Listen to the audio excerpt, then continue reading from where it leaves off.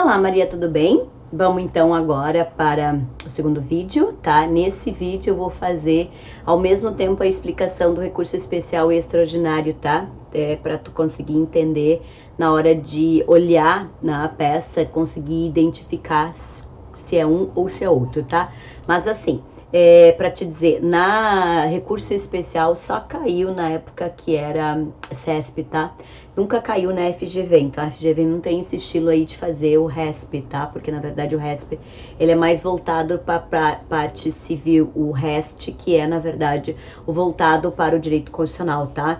Então a questão da peça propriamente dita é focado no recurso extraordinário e não no recurso especial, mas eu vou te mostrar a base, né, e daí tu vai saber montar qualquer um dos dois, tanto faz, se tu for fazer um recurso especial ou um recurso extraordinário, tu vai ver o que é igual, né, as bases que são iguais e só o que tu tem que cuidar, né, na hora, em função da base, o que tu vai fazer se tu fizer a peça, tá bom? Certo? Então vamos lá, vamos acessar aqui o material e eu vou te explicando a questão do recurso especial e do extraordinário, tá? Deixa eu achar aqui.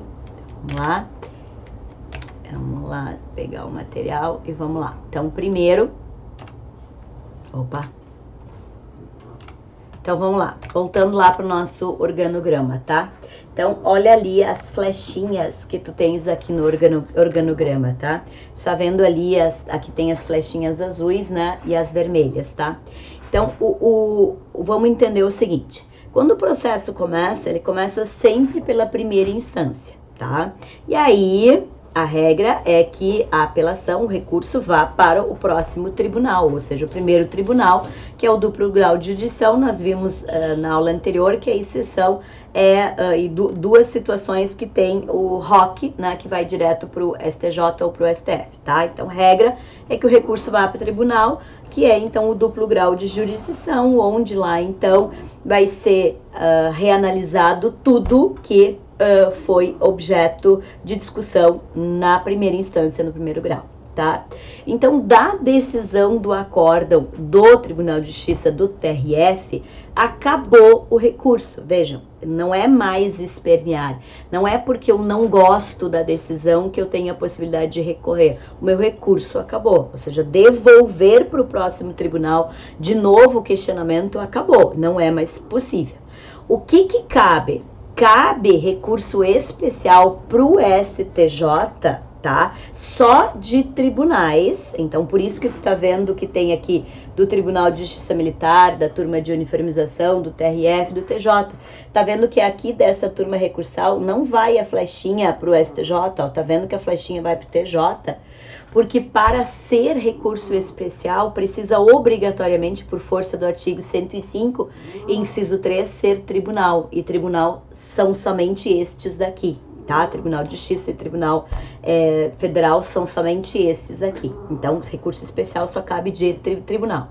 E a decisão do tribunal, quando essa decisão violar um artigo de lei federal, tá? Ou então se tiver divergência de interpretação com outros tribunais. Então, por exemplo, Rio Grande do Sul interpreta um determinado artigo de uma maneira, São Paulo, o Tribunal de Justiça de São Paulo interpreta aquele artigo de outra maneira. Então, por isso que cabe, né, recurso especial.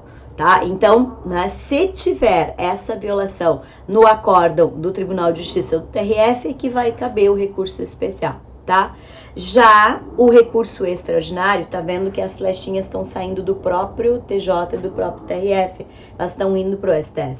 Então, é concomitante aqui a interposição do recurso, tá? Por isso que, na prática, na prova da OAB, tu tem que ver se eles estão colocando a violação a um artigo de lei federal ou se eles estão colocando a violação a uma regra constitucional, ou um princípio ou uma regra constitucional. Normalmente, quando é recurso extraordinário, eles estão fazendo uma questão que viola um princípio da razoável duração do processo, um princípio do devido processo legal, algum princípio da Constituição está sendo violado para ser, normalmente, recurso extraordinário para a prova da FGV, tá? Então, daí, cabe o recurso extraordinário e aí sim ele vai direto para o STF. Então, o prazo de interposição para os dois é o mesmo, por isso que eles cabem concomitantemente. Ao mesmo tempo, a parte tem que interpor recurso especial e extraordinário, só que um direcionado para o STJ e o outro direcionado para o STF. E aí vai funcionar da mesma maneira como funciona o ROC, né? A petição tu vai fazer no TRF, ou seja, o protocolo tu vai fazer no TRF ou no TJ, né? Dependendo do caso que estiver te dando na hora da prova. E as razões de recurso é que tu vai fazer para o tribunal. Então, se for um RESP, tu vai fazer as razões para o STJ. Se for um REST, tu vai fazer as razões para o STF. Então, tu vai pedir a admissão, né, e o encaminhamento do RESP ou a admissão e encaminhamento do REST. Então, a lógica dos recursos, ela é muito parecida, né?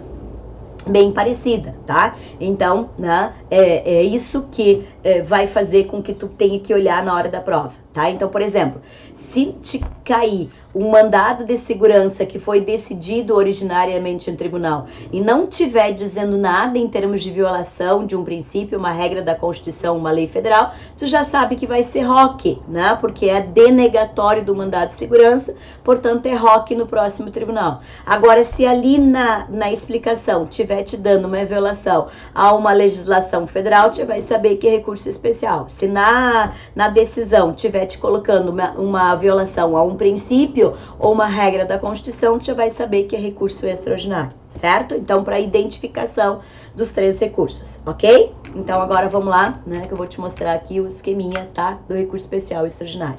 Então, primeiro eu fiz aqui os aspectos comuns, certo? Então, olha só, quais são os aspectos que nós temos comuns em relação ao recurso ordinário e o recurso especial, tá? Nós temos a questão da análise, não se, diferentemente do ROC, que tu vai colocar ali historinhas, fatos, não existe historinha ou fatos no RESP, no REST.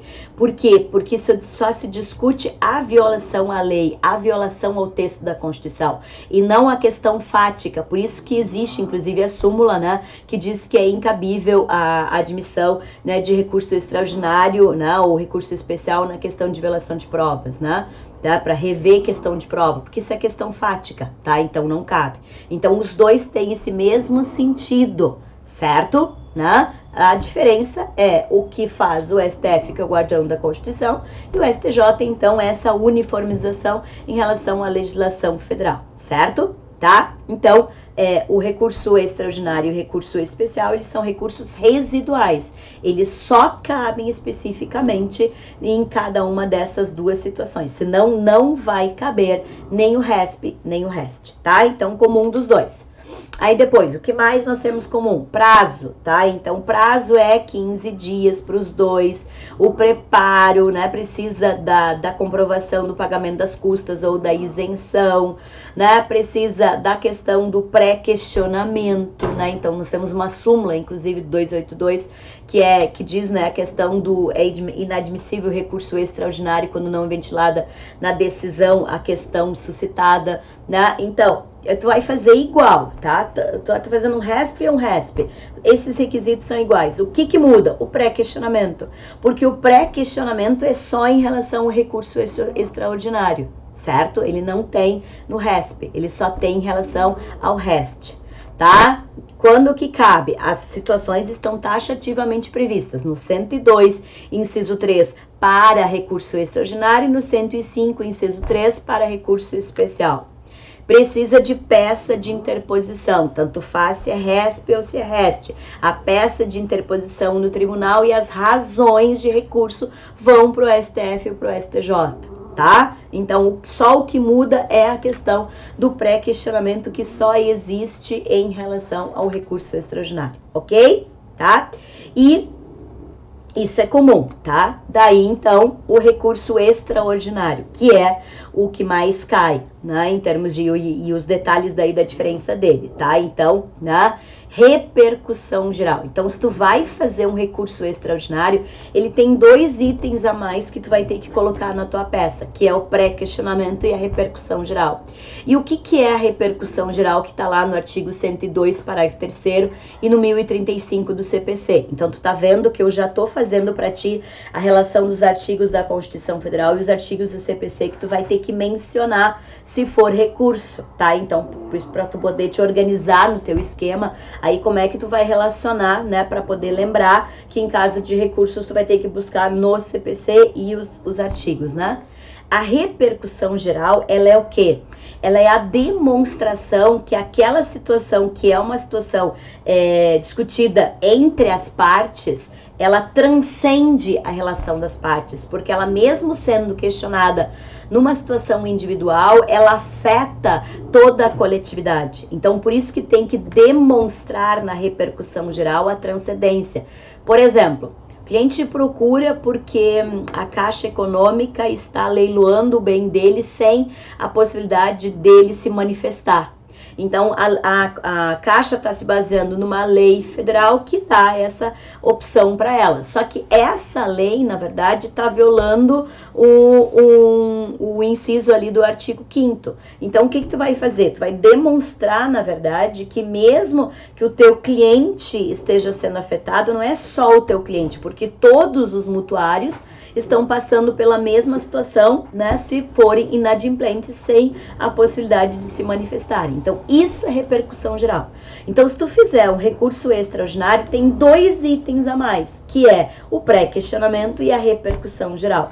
Esses 2 itens, eles não vão ter no RESP. O resto é tudo igual. Então, por isso que é muito mais fácil fazer um RESP do que fazer um REST. E por isso que quando cai recurso dentre o RESP e o REST, a OAB pede um REST, um recurso extraordinário constitucional, tá? Certo? Ok? Então, aqui eu deixei algumas súmulas, né, que tu vai precisar saber, como por exemplo 279, que para simples reexame de prova não cabe recurso extraordinário, 281, é inadmissível recurso extraordinário quando couber na justiça de origem recurso ordinário, por isso que eu disse, o RESP e o REST eles são residuais, então tem que ver primeiro se cabe o ROC, né, 283, é inadmissível recurso extraordinário quando a decisão recorrida assenta em mais de um fundamento suficiente, recurso não abrange todos eles. 640, é cabível recurso extraordinário quanto a decisão proferida por juiz de primeiro grau nas causas de alçada, já bem antigo, né? 735, não cabe recurso extraordinário contra órgão que defere medida liminar, né? Só cabe contra o mérito, tá? E aí aqui eu te deixei a peça, né? Eu deixei um modelo aqui do recurso extraordinário. O mesmo formato tu vai fazer para o recurso especial, tu só vai trocar os artigos. Exatamente a mesma regra, só que ao invés de pedir a admissão do recurso extraordinário para o STF, vai pedir a admissão do recurso especial com base nos artigos para o STJ. É tudo igual. Então, se tu sabe fazer o recurso extraordinário, tu sabe fazer o recurso especial, tá? Essa é a folha que vai lá para o tribunal. As razões vão, se for RESP para o STJ e se for REST para o STF. Então, como tu fez lá o ROC, recorrente, recorrido, as razões de recurso, tempestividade, cabimento, preparo, requisitos que são iguais para todos os recursos. Aí, o que vem agora? Os 2 itens específicos, né, que vão existir somente no REST, do pré-questionamento, da repercussão geral. Dos fatos, aqui não é a historinha, é na verdade, foi interposto ação ordinária no juízo tal, decisão dessa maneira, recurso de apelação para o tribunal com julgamento assim. Vejam, quando é fatos aqui, não é a historinha que aconteceu, é os fatos, na verdade, de tramitação do processo. É isso que vem na questão dos fatos no recurso especial e no recurso extraordinário. Tá? E aí os fundamentos jurídicos, ou seja, por quê? Aí tu vai ter que ver em qual dos enquadramentos, né? Para quando cabe, então, ou o RESP ou o REST, e os pedidos. O pedido é sempre o mesmo, ou seja, o provimento do recurso para a reforma da decisão, né? Além da condenação em honorário de sucumbência, o fechamento sempre igual. Tá? Então, tá vendo que a base do recurso também é sempre igual, e tu só tem que cuidar os 2 itens a mais que vão no REST, e é por isso que o REST normalmente é questão de prova, tá? Então, aqui, ó, Eu te deixei também as súmulas do recurso especial para tu dar uma olhada, né? E aqui eu deixei também a tabelinha ali da diferença comparativa, né? Do 102, inciso 3, com o 105, inciso 3, quando cabe recurso extraordinário e recurso especial.